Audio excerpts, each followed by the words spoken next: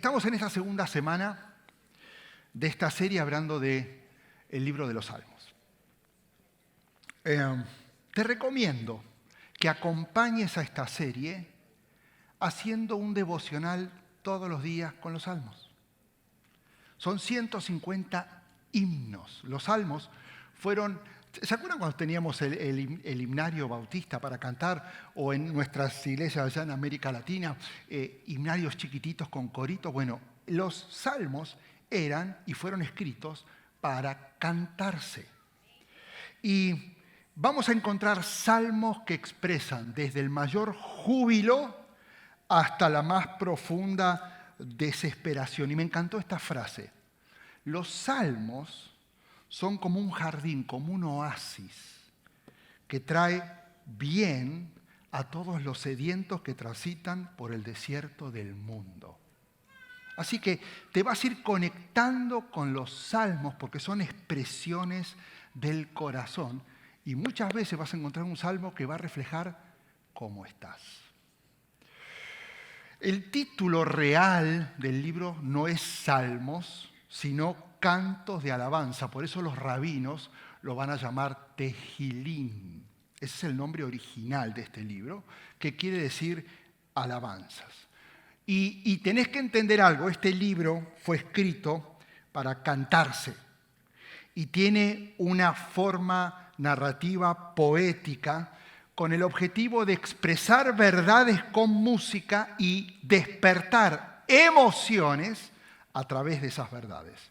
Así que si lees los salmos buscando doctrina, no vas a captar la esencia, porque los salmos son piezas poético-musicales para expresar estados del corazón delante del Señor. ¿Se acuerdan de esto? A ver. Porque resulta que hay compositores que le pusieron música y actualmente le pusieron música a otras canciones. Entonces te vas a encontrar que, por ejemplo, el Señor, si estás con necesidad, si estás en un momento de mucho dolor, es mi pastor. Salmo 23, ¿cómo dice? Nada. Si estás viviendo un momento de necesidad, este es el Salmo. Claro, si estás en un momento de reconocimiento, ¿te acordás de este? Porque Dios es bueno, porque para siempre, Salmo 100, su misericordia. ¿Cómo dice? Que cada mañana, sé que en ti puedo confiar, me sostienes con fidelidad. ¡Oh! ¡Qué salmo! Digo, cuando uno dice gracias a Dios por lo que estás haciendo. ¿Te acordás de este salmo? Alzaré mis ojos a los montes. En el medio del dolor, ¿de dónde vendrá mi socorro? ¿De dónde viene? Mi socorro proviene de... que hizo los cielos. Son expresiones del corazón. Los diferentes autores, que todos eran músicos o todos eran artistas, tenían la necesidad de expresar a través de poemas cómo se sentían. Entonces vos tenés que hacer una conexión y decir, en este momento de agradecimiento, porque Dios es bueno. En este momento de soledad y de tristeza, alzaré mis ojos porque tú eres el único que me da fuerza. No busques doctrina, busca reflejar y conectar tu corazón con el corazón del salmista y expresar delante del Señor tus emociones. Esos son los salmos. Ahora, en base a los autores, ya de esto debe haber hablado Iván, simplemente lo que vas a ver ahí es un dato curioso. David no fue el único autor de los salmos. Son 73 salmos que se le atribuyen a David. Esto no te va a cambiar tu vida, solamente información. Son 12 salmos que se le atribuyen a los hijos de Coré, 12 a Asaf, 2 a Salomón, 1 a Emán, 1 a Etán, otro a Moisés, el 90, que es el más antiguo, y 48 salmos que se los llama huérfanos, porque no se conocen su autor. Nosotros lo que vamos a estudiar hoy es el Salmo 42, que es uno de los 12 salmos que se le atribuyen a los hijos de Coré. Y es uno, el 42, de los 116 salmos que tienen títulos e inscripciones al comenzar. Esas inscripciones normalmente nosotros no le damos importancia, porque no se entiende nada de lo que está diciendo. Bueno, hoy voy a explicar la inscripción, porque la inscripción del Salmo 42 va a aclarar mucho la intención y revela cómo estaba el corazón de los salmistas. Este es un salmo de los hijos de Coré. Fíjate lo que dice la inscripción. Para el director del coro, un másquil. Normalmente cuando uno lee esto pasa de alto y dice no entiendo nada, sigo de largo, ¿no? Entonces, un másquil de los hijos de Coré. Ahora, tenemos un papá que es Coré, tenemos a los hijos de Coré, tenemos un másquil escrito por los hijos. Esto no es un solo autor, son muchos autores. Evidentemente eran varios hermanos que tenían habilidades musicales y han compuesto, porque si no diría el hijo de Coré. Ahora, tenemos que descubrir quién es Coré, porque cuando descubramos qué es, este salmo va a cobrar mucho sentido y lo vas a comprender de una forma tal vez como nunca lo comprendiste. Coré, dice en Números 1, era el hijo de Izar, nieto de Coat y bisnieto de Leví, y los rubenitas, Datán, Abirán, hijo de Eliar, On, hijo de Pelet. El punto es este. Se atrevieron a sublevarse contra Moisés con el apoyo de 250 israelitas.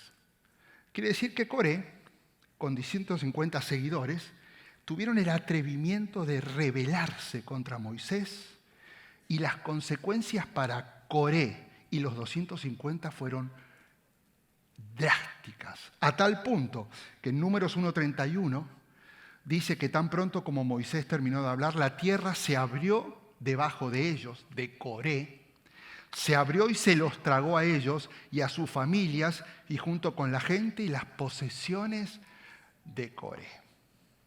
Así que ser hijo de Coré no era nada halagador, porque se había atrevido a rebelarse nada más y nada menos que con Moisés. Sus hijos, según Números 26, no lo vamos a leer, sobrevivieron y muchos de sus hijos fueron salmistas. Son parte de los 12 salmos escritos por los hijos de Coré. Los hijos de Coré eran sacerdotes encargados del ministerio del canto. Y esto, por eso hace énfasis al director del coro, porque ellos no estaban relacionados con instrumentos, sino con voces. En 2 de Crónicas 20:19 dice, y los levitas de los hijos de Coat y de Coré se pusieron de pie para alabar al Señor a voz en cuello. Así que ellos eran cantantes, su papá había tenido un acto vergonzoso y ellos cargaban con esa vergüenza del padre. ¿Sí? Te estoy creando la introducción para que entiendas cuando empecemos a leer el Salmo.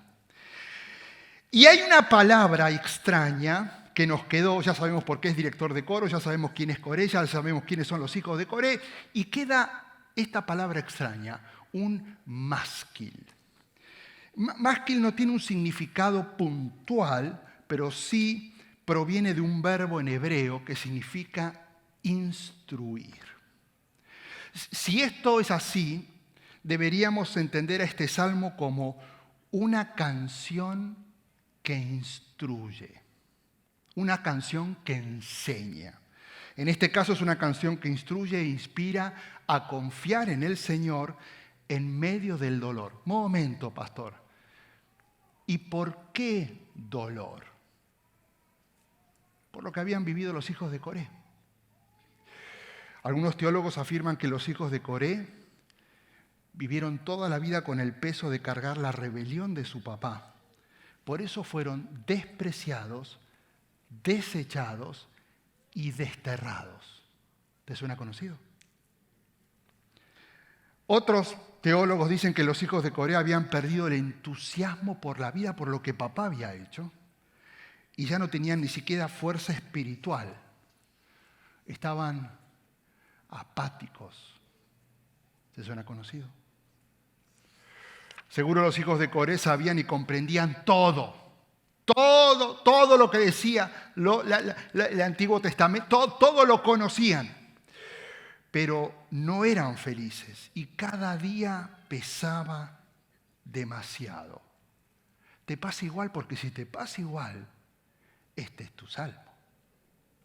Este es el salmo de conexión, escrito por personas que estaban pasando un momento difícil. Ahora, no me sorprende lo que sienten,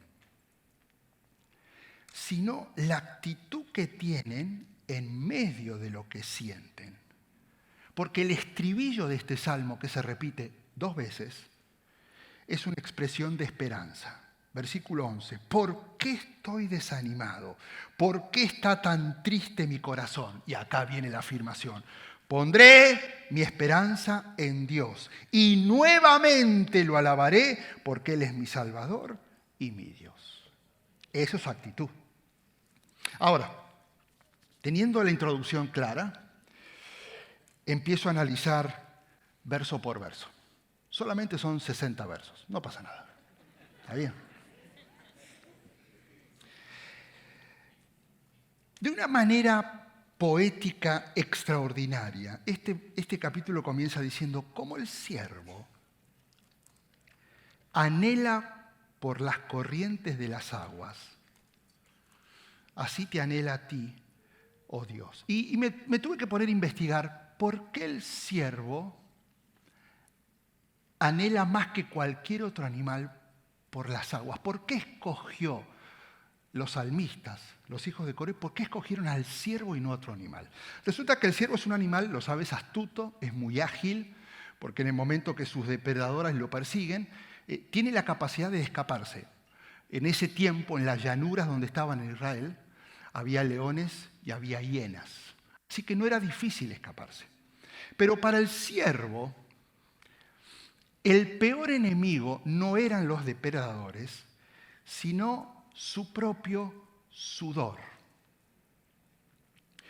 Las feromonas que despiden su sudor, aunque estuviera escondido, lo delataban delante de sus depredadores.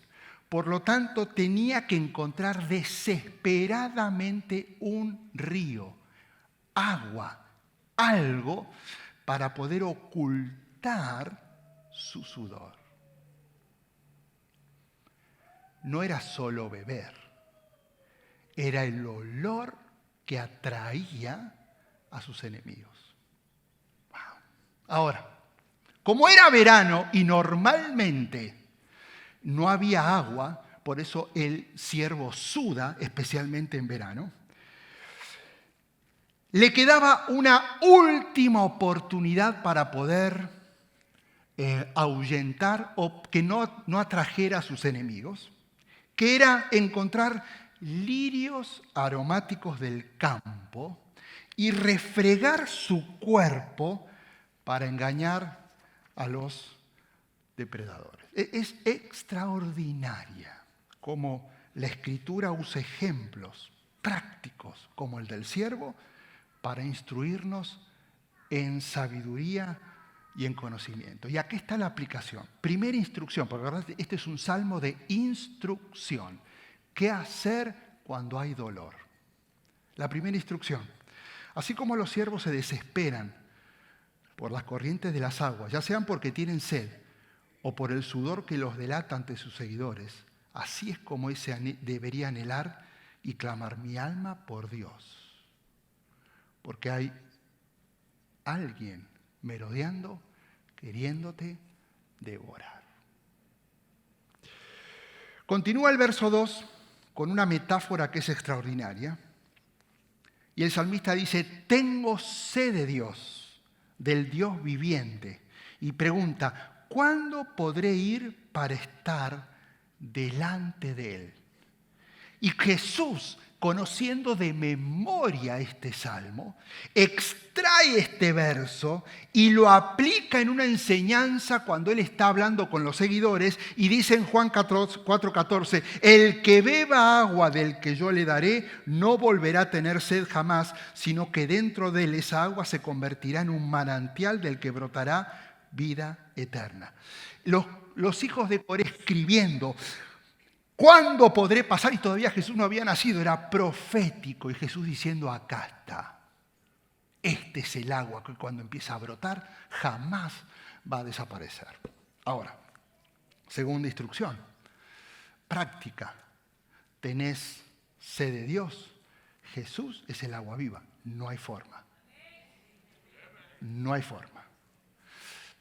Pero qué interesante, porque no es solamente beber, sino sumergirte en Jesús. Porque nosotros, en vez de ese olor que largan los ciervos, no es sudor, es pecado.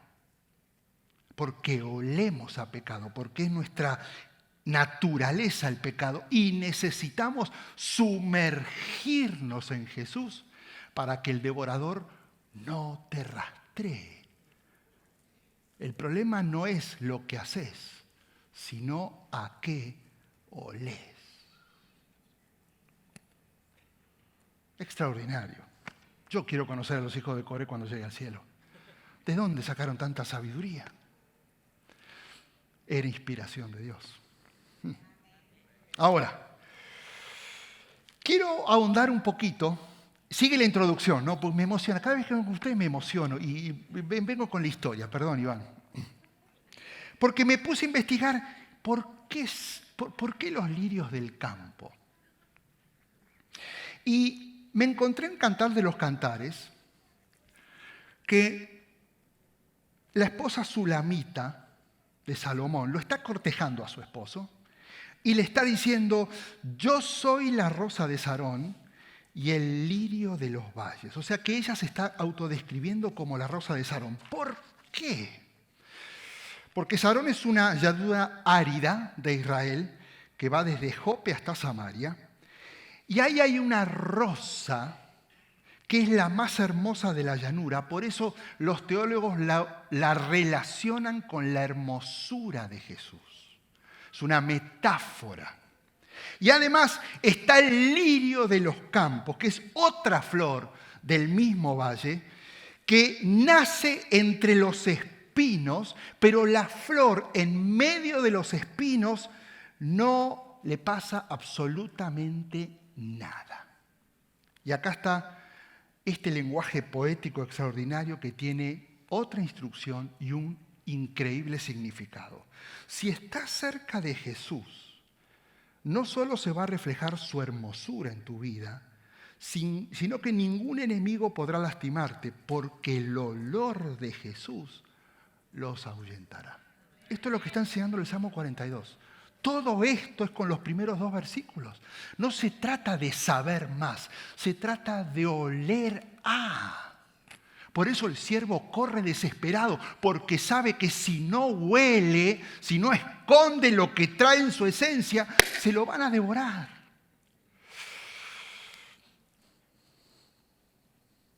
La Biblia una y otra vez dice que el diablo anda como un león rugiente. ¿Y sabes a quién devora? ¿Sabes a quién se acaba? ¿Sabes a quién hace caer? Al que no huele a Cristo. ¿Cómo se huele a Cristo? Permaneciendo cerca de Jesús. Y no solamente bebiendo, sino sumergiéndote en el agua viva que es Jesús. Por eso, no olvides esta pregunta. ¿A quién o a qué olés? Porque tu olor va a definir quién está cerca o no. Ahora, si los hijos de Coré están pasando por un momento difícil, los siguientes versículos nos dan indicios de lo que están pasando. Y quiero dividir estos próximos minutos en 2 partes. Primero, conclusiones de lo que están pasando para que te conectes. y después lo que ellos decidieron, a pesar del dolor que estaba pasando. Evidentemente, ellos están sufriendo. ¿Cómo vemos que están sufriendo? Porque dice el Salmo 7, el versículo 7, un abismo llama a otro abismo y a la voz de tus cascadas, todas tus ondas y tus olas han pasado sobre mí. Y este cuadro que presenta es el de una tormenta en el mar que levanta tremendas olas y que amenaza cada ola con quitarle la vida. Es increíble porque este versículo está relacionado directamente con Jonás. Jonás recuerda este versículo y en Jonás 2:3 dice, a lo profundo me arrojaste y al corazón mismo de los mares las corrientes me volvían y todas tus ondas y tus olas pasaban sobre mí. Los hijos de Coré estaban diciéndolo metafóricamente, así me siento. Jonás está diciendo, no es metafórico, así estoy.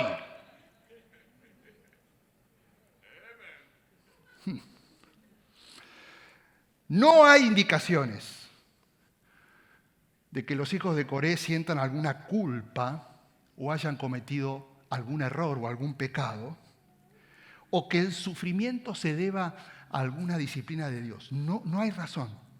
De todos modos, ellos entienden que es Dios quien ha permitido estas pruebas que no son fáciles de llevar adelante. Yo me imagino que ellos se sentían algo así.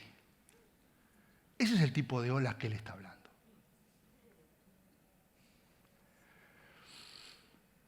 Carlos Reyes, plantador, pasó por la ola de la enfermedad y en el momento que empezó la plantación se quedó ciego. Ricky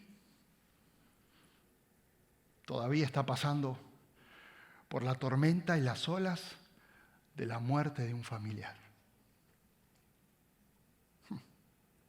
¿Cuántas olas hay en tu vida? ¿Hiciste algo malo? No. ¿Fue un error? No.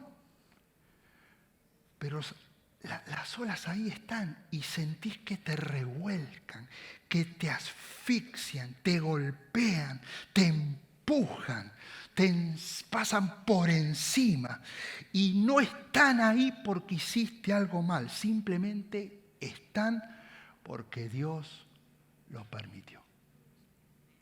Conectate con los hijos de Coré, porque tal vez estás pasando por el medio de esa tormenta inexplicable, pero Dios sigue teniendo el control en tu vida.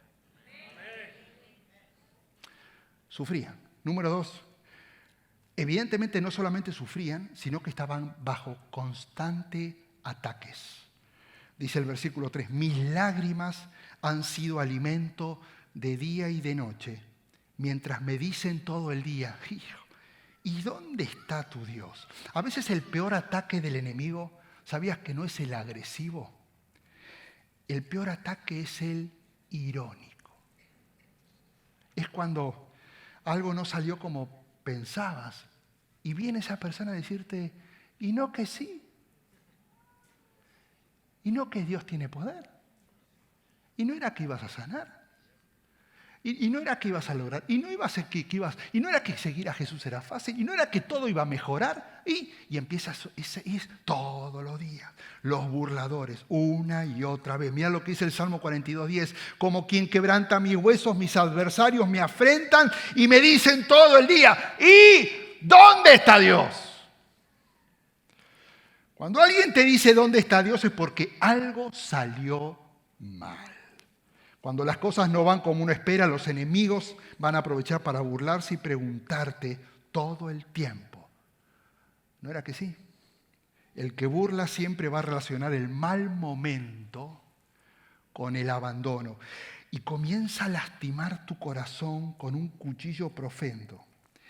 De tal manera que si no te encuentras firme en tus convicciones, vas a empezar a sentir a Dios lejos. Y vas a empezar a sentir opresión.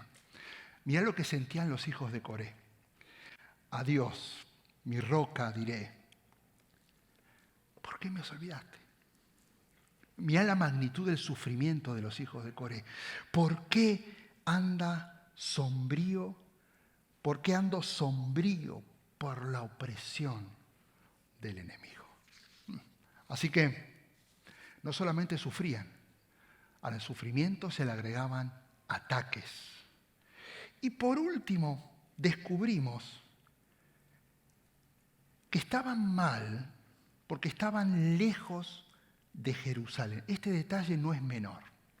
Dice el Salmo 2, el versículo 2, Dios mío, mi alma está en mí deprimida, por eso me acuerdo de ti desde la tierra del Jordán y desde las cumbres del Hermón, desde el monte Mizar.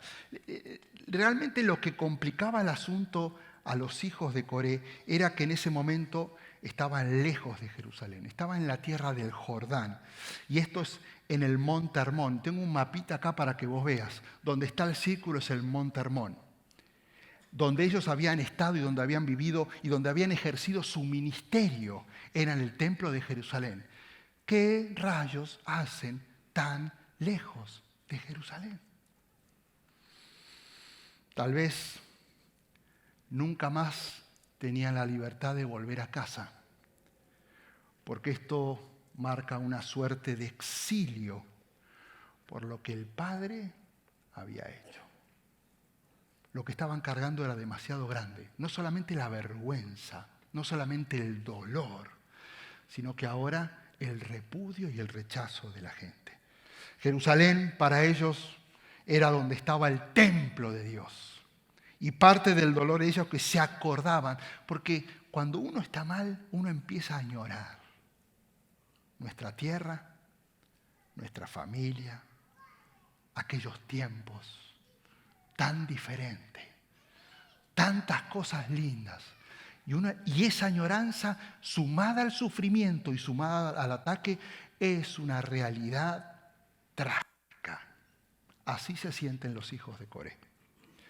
Ellos dicen en el versículo 4, me acuerdo de esas cosas y derramo mi alma dentro de mí, de cómo yo iba con la multitud y los guiaba hasta la casa de Dios con voz de alegría y con acción de gracias, con la muchedumbre en fiesta, porque ellos dirigían la alabanza, según Segunda Crónicas. Así que este es el cuadro. Y necesito que te conectes, porque acá viene la aplicación en los próximos minutos. Estaban sufriendo. Algo pasó. Algo que no hicieron. Algo que heredaron. Estaban siendo atacados.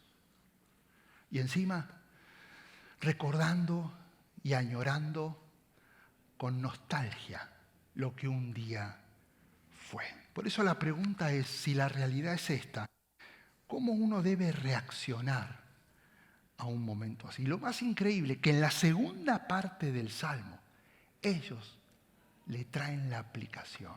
Y esto es extraordinario. Y esto es lo que quiero compartir. Número 1, ellos dicen y proponen y hacen acordarse de Dios en medio del dolor. Versículo 6 dice, Dios mío, mi alma está en mí deprimida, por eso decido acordarme de ti.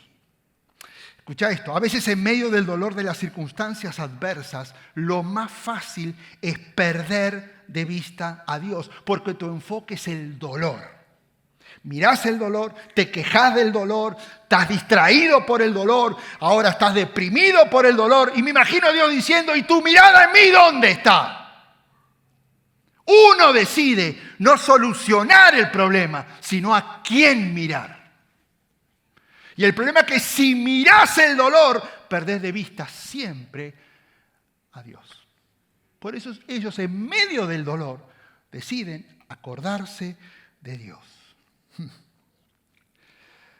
El autor es consciente del peligro de sacar su mirada y decide tomar una decisión.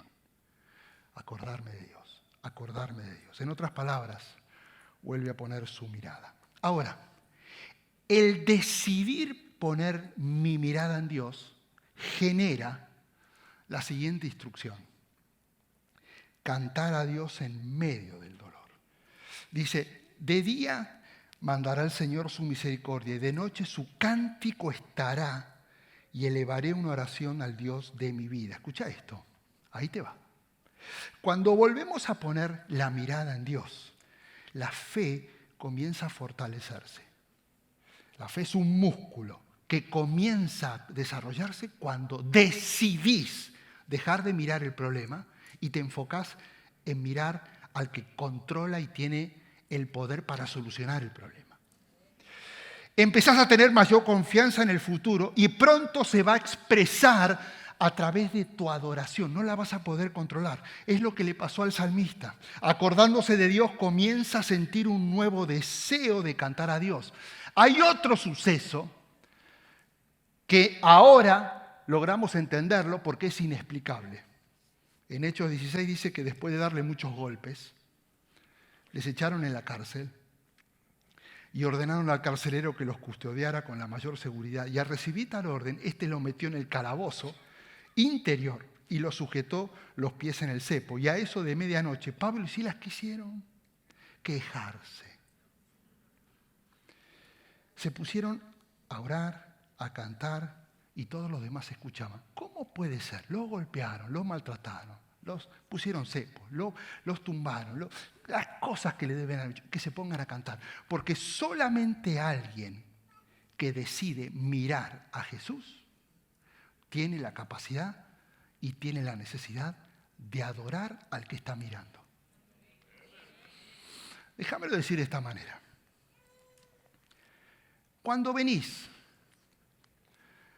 si no te conectás con lo que estamos cantando, que es una forma de reconocer quién es Dios, el problema no son los que tocan ni los que cantan, el problema es tuyo. Porque para vos conectarte con ese momento, primero tenés que decidir mirar a Dios. Si no, no va a poder salir nada dentro tuyo. Primero es mirar a Dios. El mirar y acordarme quién es Él en medio de los problemas hace que de mí brote una necesidad de adorar al que estoy mirando. Si no brota esa adoración es porque en vez de mirar a Dios, ahora asistís, crees, servís, eso es incuestionable. Pero mirar significa dejar de lado tus problemas y mirarlo a Él por encima de los problemas. Y el problema es que cuando te enfocas en tu dolor, en realidad lo que querés es solucionar tu dolor.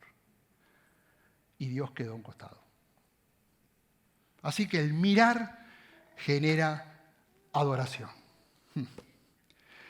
Una vez que yo adoro, la tercera enseñanza es que orar a Dios surge en medio del dolor y elevaré una oración al Dios de mi vida. Mientras esta fe se va levantando, vamos sintiendo deseos de clamar a Dios, de expresar quién es Él, deseos de orar. Y esto ocurre con el salmista porque el acordarme me lleva a adorar y el adorar me lleva a orar. Y es interesante porque él dice al Dios de mi vida. Él reconoce que Dios es el que da la vida y tiene el control de todo a pesar de todo el sufrimiento. Eso es amor y confianza en Dios. ¿Sabes qué? Seguimos leyendo y en ningún momento se dice que los hijos de Coré solucionaron su problema. Porque no se trata de que se solucione lo que estás pasando. Se trata que decidas poner tu confianza en el que controla toda tu vida. Eso es el Salmo 42. Eso es sumergirse como el siervo. No venir el domingo a tomar un poco de agua y escuchar lo que el pastor dice. Es vivir, oler a Jesús.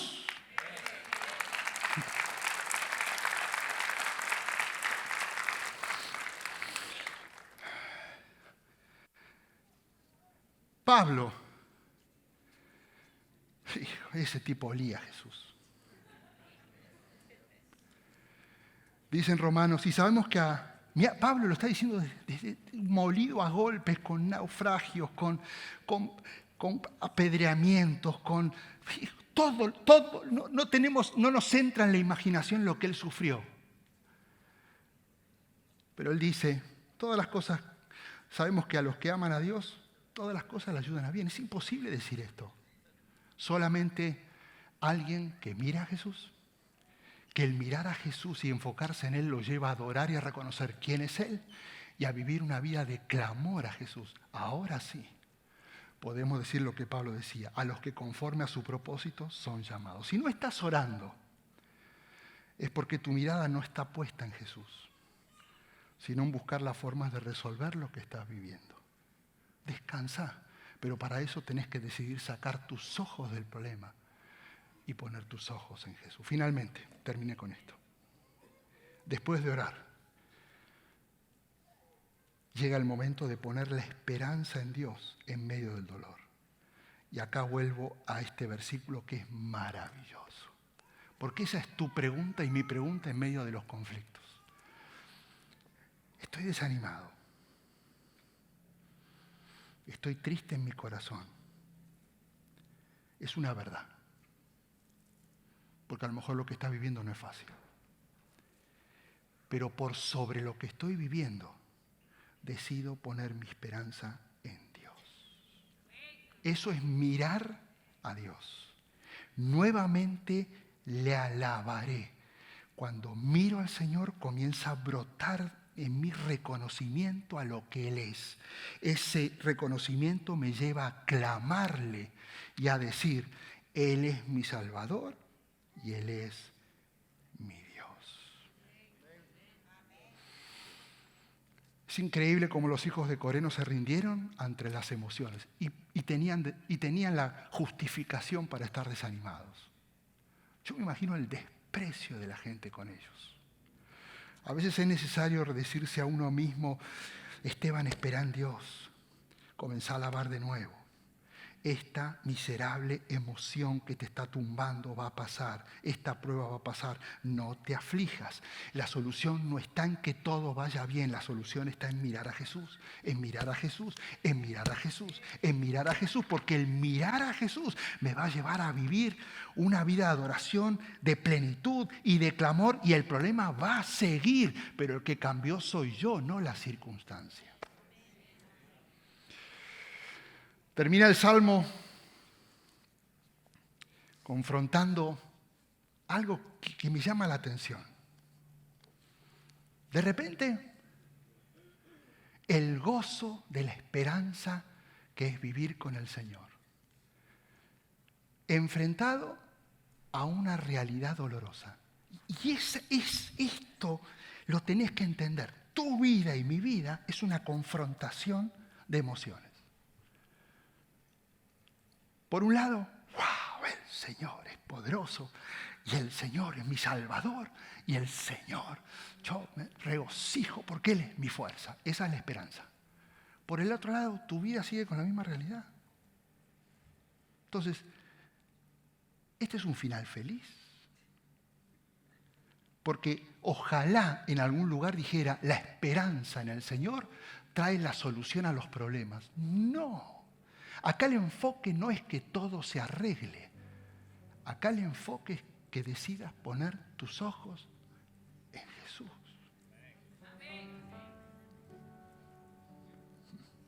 El sacrificio de alabanza no es, ok, el pastor Jan está pidiendo que nos pongamos de pie. Ok, voy a hacer un sacrificio de ponerme de pie porque estaba cómodo en la silla.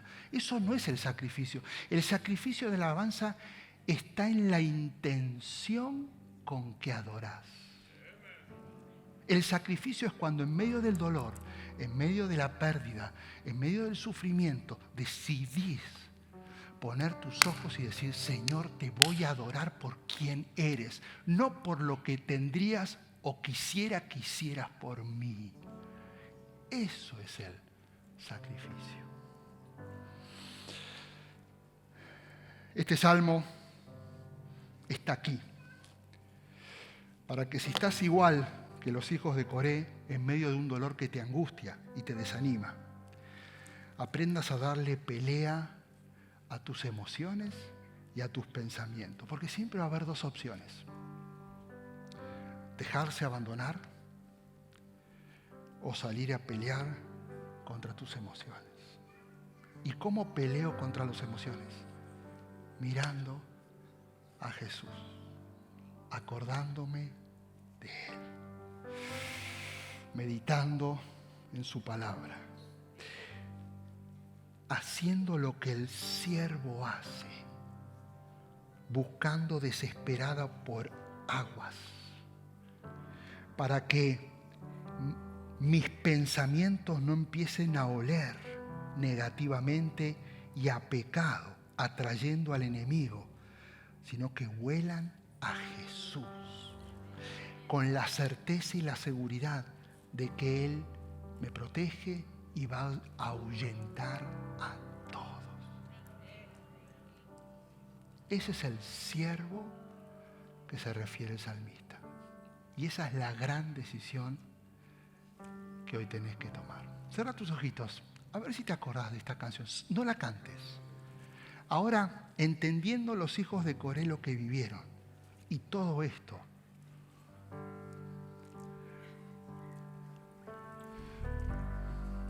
dice así: como el siervo busca por las aguas, así clama mi alma. ¿Escuchás? ¿Viene? Por ti, ti, Señor.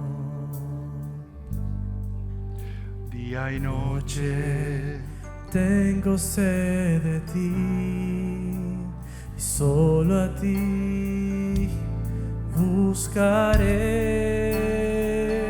lléname, Lléname, lléname, Señor, dame más de tu amor. Yo tengo sed solo de ti. Lléname, Señor. Ahora, no es lléname por el placer de llenarme. Tengo sed y quiero más de ti, porque en eso hay mucha arrogancia. Quiero más, quiero más, quiero más. Acá es ser lleno, escúchame bien, con la humildad de reconocer que si no huelo a Jesús, voy a terminar devorado por el enemigo. Eso es lo que hace el siervo. No se sacia porque quiere más. Le desespera estar mojado y no oler, en este caso nosotros al pecado, porque hay un león rugiente que está esperando agazapado, aunque estés aquí escondido en su presencia, esperándote para tumbarte. El llenar no es quiero más, el llenar es necesito oler. Necesito que el pecado quede cubierto por tu sangre. Necesito estar protegido. Necesito oler a lirios del campo. Necesito que todos los que quieren devorarme estén lejos. Y hay una sola manera: oler a ti. Esa es la desesperación. No querer más de Él, oler a Él. Y esa es tu decisión hoy. Y te tengo una mala noticia: el problema va a seguir. La ola va a seguir. Y en el momento que Dios permita que todas las aguas vuelvan a su lugar, va a venir otra ola más, porque estamos en un mundo de oleaje, de dolor, de sufrimiento. No quieras vivir aquí como va a ser en el cielo, pero hay algo que sí podés decidir, como los hijos de Coré, como el siervo, sumergirte en las aguas de Jesús, para que Él pelee tus batallas por ti. Si esta es tu decisión, con entendimiento, ahora sí, vamos a volverlo a cantar. Y lo vas a cantar. Y yo quiero que tengas esta libertad. Quiero que hagas lo que Dios te está pidiendo que hicieras. ¿Querés arrodillarte? Arrodillarte. ¿Querés venir al altar y estar aquí? Hacelo. Este no es el llamado, todos aquellos que quieran pasen. No, este es tu momento. Este es tú a solas. Hacé de cuenta que estás a solas y le estás diciendo: entendí la desesperación, me urge oler a ti. Porque todo lo que me está pasando es sufrimiento, es ataque, estoy añorando, estoy triste, todo eso no va a pasar, pero sí va a cambiar algo: tu presencia en mi vida. Si esta es tu decisión, ponete de pie, levanta tus manos, pasa al frente, arrodillate, lo que quieras, pero con desesperación, con convicción, diciéndole al Señor: necesito que me llenes, porque quiero oler A ti, Padre. Dale, Jan. Gracias por participar del servicio a través del internet. Esperamos que la experiencia de hoy haya alentado y desafiado su mente y corazón. En Champion Forest nos apasiona ayudar a las personas a conocer a Dios, a crecer en su relación con Él y con los demás, mientras todos, como cristianos, hacemos una diferencia en el mundo. Nos encantaría tener la oportunidad de hablar y orar con usted. Le invitamos a que ingrese a championforest.org/conectar para que podamos estar en contacto. Y por supuesto, esperamos con ansias el momento de poderle saludar en persona en una de nuestras sedes. Que Dios le bendiga y tenga una semana llena de la presencia del Señor. Nos vemos pronto.